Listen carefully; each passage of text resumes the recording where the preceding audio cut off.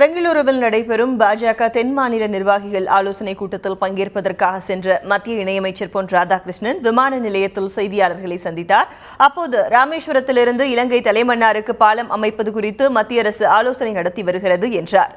சேது சமுத்திர திட்டம் தொடர்பான வழக்கு உச்சநீதிமன்றத்தில் நிலுவையில் உள்ளதாகவும் வழக்கு முடிவுக்கு வந்தவுடன் பணிகள் மீண்டும் தொடங்கும் எனவும் அவர் குறிப்பிட்டார்.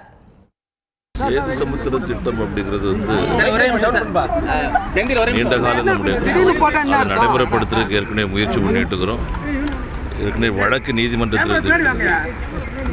அந்த வழக்கெல்லாம் முடிஞ்ச பிறகு அதனுடைய முழுமையான முடிவுகளை சொல்லணும்.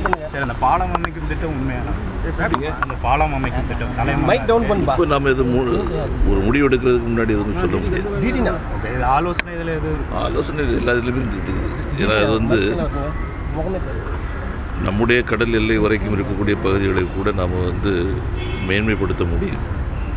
ஆகையினால முதல்ல சேது சமுத்திர திட்டம், அதே போல் இந்த திட்டம் இதெல்லாம் பார்த்துட்டு அது